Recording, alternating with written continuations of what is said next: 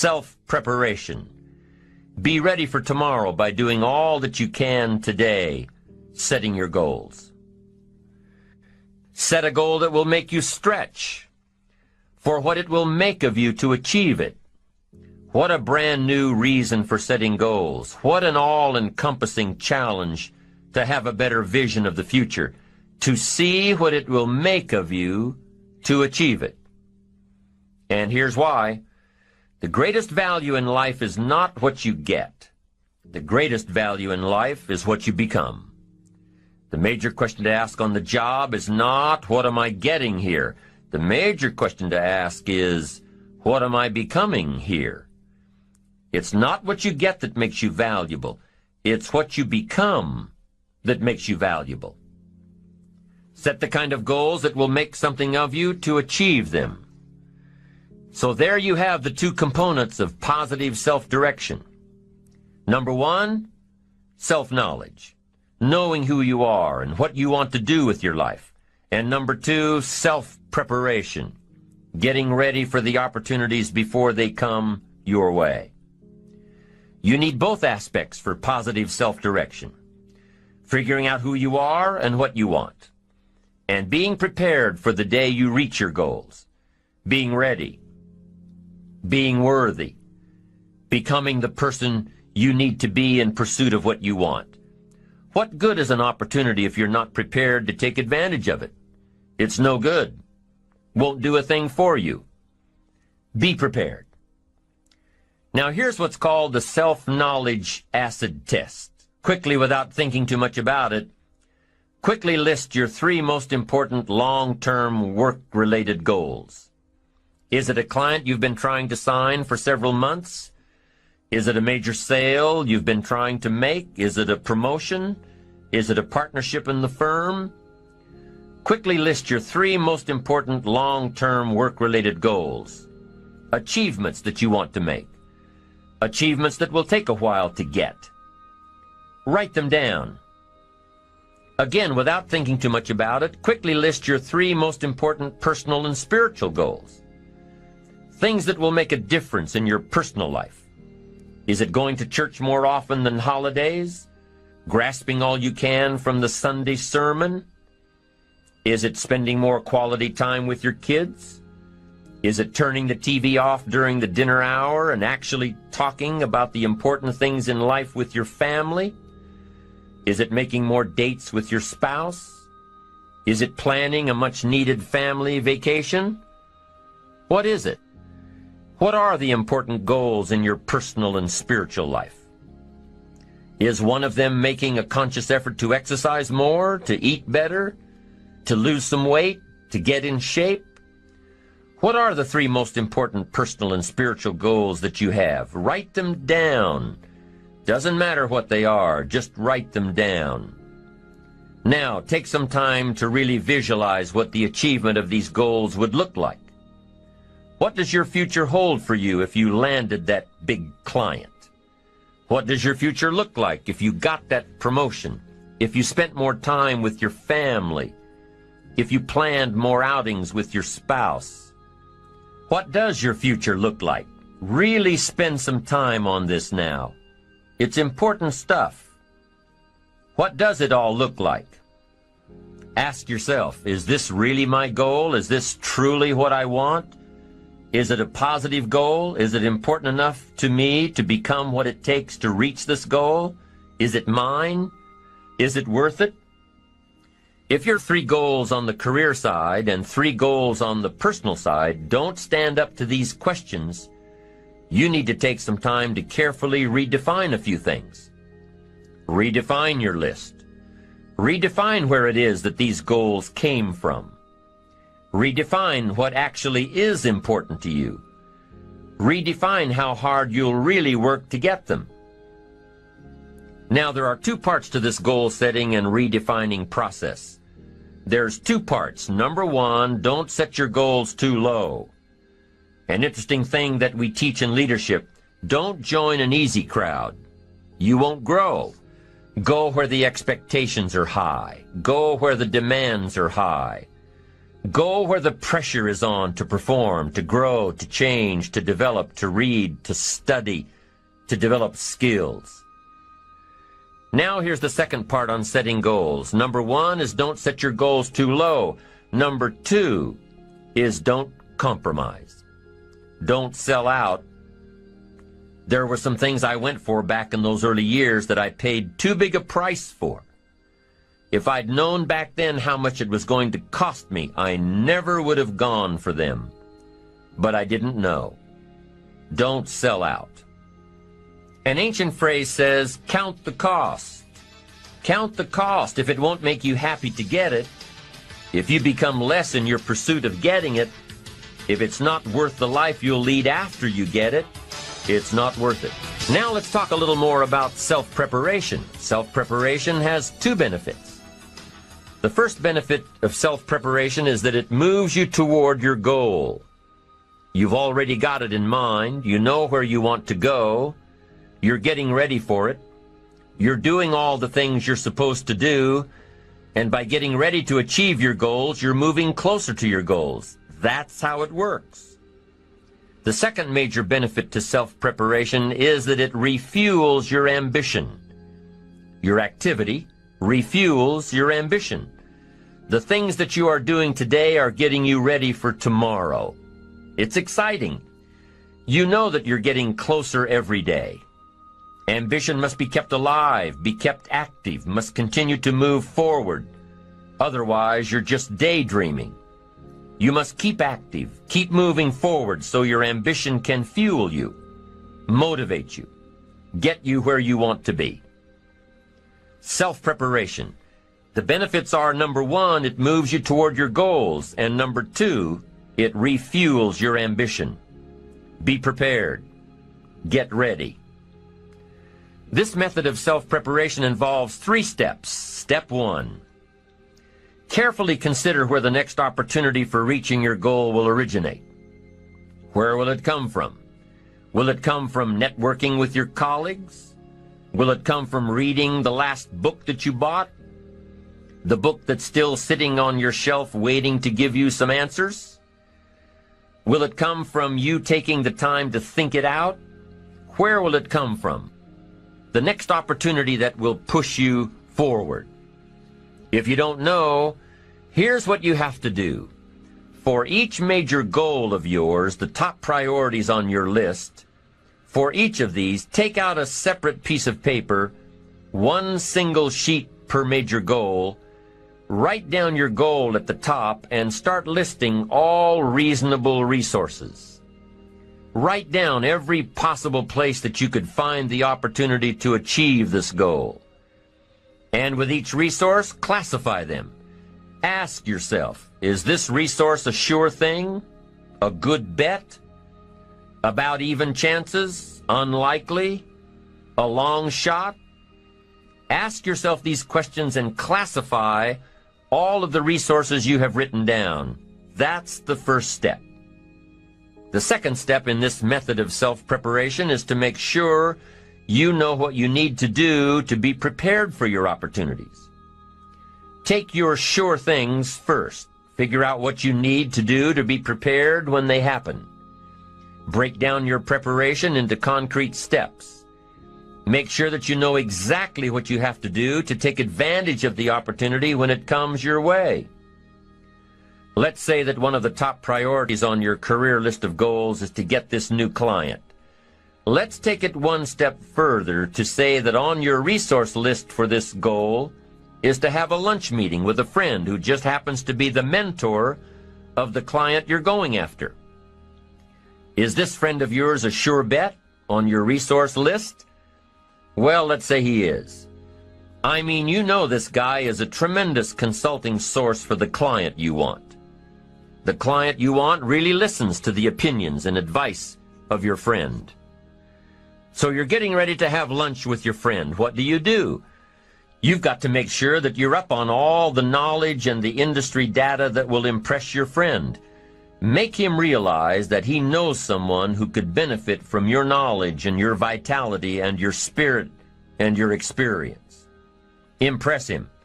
Impress him so much that he goes back to his friend, the client you're after, and tells this prospective client of yours that he needs to do business with you. Be prepared. Go through your entire list of goals and resources and classify them. Break each resource into concrete steps of preparation. Start by working on the sure bets first, and then move down the line. The long shots will come through every so often, but start with the resources that will serve you best now. Get ready for the opportunities before they come your way. Step 3 in the self-preparation method is to do all you can to make each opportunity more likely to happen. After you've determined what you have to do to get ready, to be prepared, after you've determined this, see what you can do to expedite the process. What can you do to increase the likelihood of this opportunity? Go over it and over it and over it. Use these 3 methods again and again as you assess where you are now and where you have to go next to keep moving toward the achievements that are most important to you. Step 1, consider your resources. Step 2, determine what you have to do to get ready. Step 3, expedite the opportunities.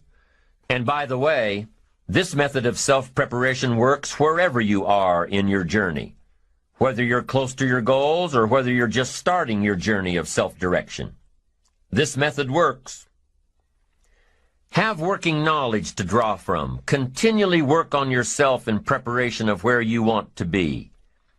Build a reservoir of thoughts and ideas and philosophies and experiences that are your own. Build, grow, change, get ready, be prepared. Be prepared for a life worth living. Now here are the 4 ifs that make life worthwhile. Number 1, life is worthwhile if you learn. Nothing worse than being stupid. Life is worthwhile if you learn. Learn from your personal experiences. Learn from other people's experiences. Second, life is worthwhile if you try. Now you've got to take what you've learned and see if you can try your hand at it. Someone says, well, you can't try, you have to do. No, you have to try. I put the bar up 2 feet and asked the kids who can jump 2 feet. I can, some say. I can't, some say. I don't know, some say. How are you going to know? You don't. You've just got to try. Just back off and run at it. How are you going to know if you don't try? Now, what if you knock the bar down? Does that mean you can't jump 2 feet? No. You have to what? Try it again. Of course, you have to try. Try it another way, but try. Try your hand at it. When the record book on you is finished, let it show your wins and your losses, but don't let the record book show that you didn't try. Next, life is worthwhile if you stay. You've got to learn to stay. Now, you don't have to stay forever. Just stay till you see it through. A guy builds a foundation, and then he wanders off somewhere and builds another foundation. He's got these foundations scattered all across the country. I mean, no walls, no roofs, just a bunch of foundations. Not a good reputation. Stay. You don't have to stay forever. Just stay to finish something.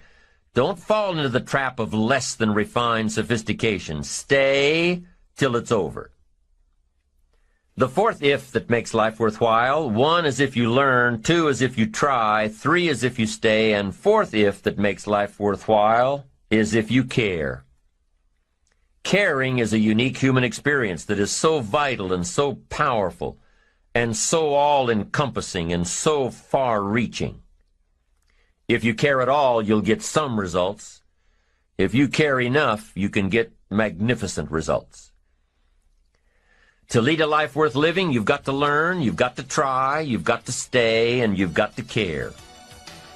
Develop your positive self-direction. Do these things we've discussed. Remember the 4 ifs, and you're on your way to building a life worth living. The second principle of building ambition is self-reliance. Number 1 is self-direction. Number 2 is self-reliance. Taking responsibility for your own life. Taking responsibility for whatever happens to you. Knowing that you have consciously made the decisions that are now affecting you. Knowing that what is happening now, today, is the direct result of your activity, what you did yesterday. Self-reliance is basically counting on yourself. Now, being self-reliant doesn't mean you can't work with others or trust others. Self-reliance means counting on yourself, trusting yourself, being confident with yourself, being responsible to yourself, trusting your own instincts, trusting the conclusions that you have developed from your study of experiences and philosophies, taking the credit that is due you, learning from the mistakes that you have made, being self-reliant. Gestalt psychologists give an example of being self-reliant. They say that you're responsible for getting caught in the rain. They say that by deciding not to carry an umbrella every day, you have made the decision to endure an occasional drenching. Translation: by not being prepared, you make the choice of getting caught in some of life's unpleasant circumstances. Be they rain, failures, economic losses, relationship losses, professional losses, personal losses. By not being prepared, thinking ahead, it's your choice. Now here's the other side of it. By being prepared, you increase your chances of success. You increase the likelihood. By being prepared, you increase your chances of success, of seizing opportunities when they come your way, of being ready within yourself to take advantage of once-in-a-lifetime situations. Some people tend to blame others for their mistakes, blame others for their failures. Somebody says, it's not my fault the report isn't done, so-and-so didn't do their part. Of course it's your fault. It's your report too. It's your responsibility to see that everyone you delegated work to does their part. Now, you can't control what others around you do, but it's in your own best self-interest, your enlightened self-interest, that you stay on top of things, especially if it's going to affect your future. You think your boss cares that John didn't do his part? You think he sees John as the bad guy? Of course not. All he sees is that the report isn't done, bottom line. Be responsible for the things that affect you. You can make sure you're more responsible by checking in with those people who are working with you, the people who make up your team. You can be more responsible by saying, hey, John, how are you doing with your part? Do you need some help? Can we put somebody else in here to help you finish? Now, if John consistently doesn't handle his part, you've got to replace John. If he isn't doing his share, you've got to find somebody that will. Or what? It will negatively affect you. You can't wake up in the morning that the project is due hoping and wishing that John has done his part. No, you've got to be responsible because it's going to affect your career too. Now, my approach to my better future very early on in my career was to just go through the day with my fingers crossed. And I used to say something like, I sure hope things will change for the better. Then here's what I found out. They're not going to change. Somebody says, well then, how will my life ever change? Answer, when you change. When you change, when you get better, it'll get better. If you change, it'll all change. Don't put it on someone else. Hope that someone else will change it for you. Take responsibility for yourself. Take personal responsibility. You can't change the circumstances or the seasons or the wind, but you can change your reading habits. You can change whether or not you go for the skills, burn the midnight oil, turn yourself around, multiply your value by 2, 3, 5, 10. That you've got charge of. That you have control of. You don't have control of the constellations, but you've got control over whether or not you go to night school, take adult classes, learn some new skills. You have control over that. And if you don't, that's your fault. You've got to take personal responsibility. You've got to be self-reliant. You. Nobody else can change your life, alter your ambitions, pave a golden road for you. But you can. It's up to you. Be responsible for yourself. Learn to reap the harvest without complaint. This is a sign of growing maturity. And here's where it comes from: taking full responsibility. Take full responsibility for everything you do. Be responsible to yourself. It's your crop. Whatever your paycheck is, take full responsibility. You say, well, it's my employer. No, it's not your employer. You can become twice as valuable, 3 times as valuable. Burn the midnight oil, learn some more skills, bring more value to the marketplace. I'm telling you, whatever your harvest is, take it without complaint. Take it without blaming others. Self-preparation leads to control over your life. We discussed this in the last session. Whenever you prepare correctly, taking all of the steps you're supposed to take, doing everything in your power to stay on track, whenever your preparations lead to success, achieving your goals, you reinforce the disciplines that got you there. Success leads to reinforcement of the proper disciplines. If what you're doing is working, keep doing it. If what you're doing isn't working, change it.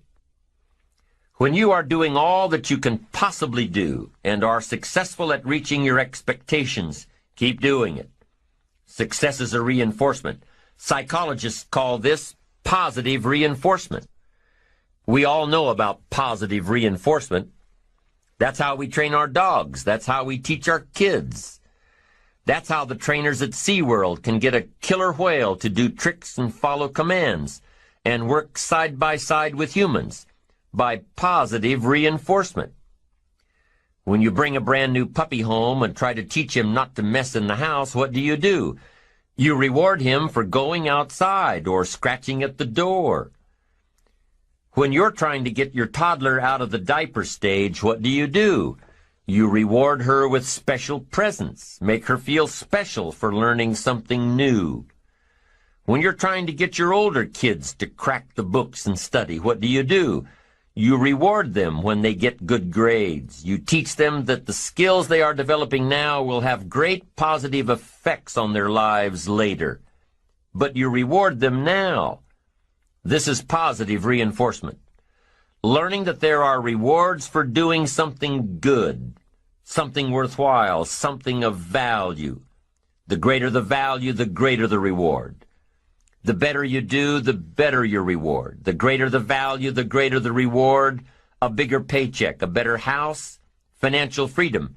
It's all a reward system. Now, there are 2 major benefits of positive reinforcement. Number 1, positive reinforcement builds good habits. If what you are doing, the habits you've gotten into, are building your ambition and increasing your success, keep doing them. Your success is reaffirming that these habits are good. Your success tells you that you need to keep doing what you are doing. By reviewing these habits that bring on success, you reinforce them, give them sticking power. Now here's the other side. By reviewing your habits, what you do every day, by reviewing your habits, you may find out that some of them are inhibiting your success. You may find out that what you're doing every day is bad for you, or you may realize that you've gotten out of some very good habits. Somebody says, well, I've just gotten out of the habit of taking my daily walk around the block. Well, I guess you'll just have to get in the habit of being sick down the road. Somebody says, well, I used to read the books all the time. I've just gotten out of the habit. Then change it. Go back into your disciplines. If you've just gotten out of the habit, just get back into the habit. It's called discipline. If it doesn't work, don't do it any longer. You can keep your fingers crossed if you want to and hope that it'll all straighten out. You can wish for the wind not to blow quite as severely, to change in your favor, but we call that naive at best. If the habits that you've gotten into aren't serving you, change them. You can't keep doing this any longer. Don't wish for a better wind. The key is to wish for the wisdom to set a better sail. Utilize whatever wind that blows to take you where you want to go. That is the philosophy I picked up at age 25, and it revolutionized my whole life. And here's what I found. I found it was easy. I became a millionaire when I was 31, and I found it was easy. Now here's my definition of easy. It was something I could do. I figure if it's something you can do, it's easy. But here's a little parenthesis. I worked hard at it. I made sure my disciplines were in line. I made sure my habits were good. I made sure I did all that I could. I found something that I could do, but I worked hard at it. I got up early, stayed up late, and worked hard from age 25 to 31. But what I did was easy, meaning it was something I could do. Well, you say, Mr. Rohn, if it was so easy, how come during those 6 years all those other people around you didn't get rich? Here's why. It's easy not to. How else would you describe it? That's it. It's easy to keep doing the things that don't work. It's easy to keep bad habits. It's easy not to develop the disciplines. It's easy not to. So how come I got rich and they didn't? Here's a philosophical phrase. The things that are easy to do are also easy not to do.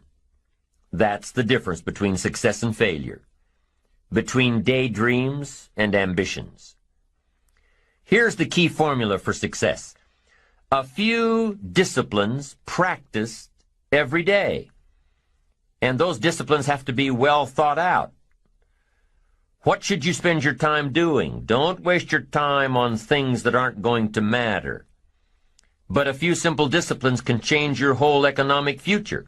Future with your family, future with your business, future with your enterprise, your sales career, your management career. A few simple disciplines, a few simple habits, good habits, repeated every day. Now here's the formula for failure. Errors in judgment, repeated every day. All you've got to do is to have a few errors in your judgment and repeat them every day. I'm telling you, they'll spin out of control in 10 years. You'll end up driving what you don't want to drive, wearing what you don't want to wear, living where you don't want to live, earning what you don't want to earn. A few errors every day, bad habits every day. It's disastrous. Now here's why it's easy to repeat an error in judgment. Because failure doesn't fall at the end of the first day. Bad habits don't show their horrible results at the end of the first day, or the first week, or the first month. It's easy to get faked out. If disaster fell on us at the end of the first week, we'd change our philosophy. But it's so subtle. Errors in judgment, bad habits. They're so subtle. They get you a little off course, a little off course, a little off course. You keep drifting off course, and all of a sudden you're caught.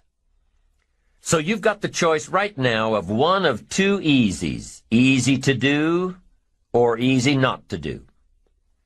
I can give you in one sentence how I got rich by the time I was 31. I did not neglect to do the easy things I could do for 6 years. I did not neglect. That's the key. I found something easy I could do that led to fortune, and I did not neglect to do it. The major reason for not having more of what you want in America, more health, more money, more power, more influence, more everything, the major reason is simple neglect. Neglect. And if you don't take care of neglect, it becomes an infection, and then it becomes a disease. So if you're in the habit of not doing it, doing all it takes to get ahead, get in the habit of doing it. Doing all it takes. That's the first benefit of positive reinforcement, building good habits. Now, the second benefit of positive reinforcement is that it creates the energy to fuel additional achievement. It gives you the drive to do more, to not only keep on doing what's right, but to do more of what's right. The disciplines that will help you grow and get ahead of it all. The knowledge that what you're doing is paying off creates more energy to keep going. How easy is it to get up in the morning when you know you're not doing all that it takes? It's not very easy at all. You can just lay there awake thinking, oh, what's a few more minutes in bed? It won't matter much anyway. Wrong. It does matter. It will matter. Now, how easy is it to get up in the morning when you're pouring it on, doing the best you can, anxious to get going, make progress toward your dreams? It's a whole different story. When you're resting to renew your reserves, it's much different than resting to avoid your day. When you're psyched up and excited for your life, when you're excited for what you've planned to accomplish for the day, it's amazing. You'll wake up before the alarm clock even tries to startle you awake. Your successes fuel your ambition. Your successes give you extra energy. Your successes pave the way for more successes. It's the snowball effect. With one success, you're excited to meet another, and another, and another. And pretty soon, the disciplines that were so difficult in the beginning, the disciplines that got you going, are now part of your philosophy.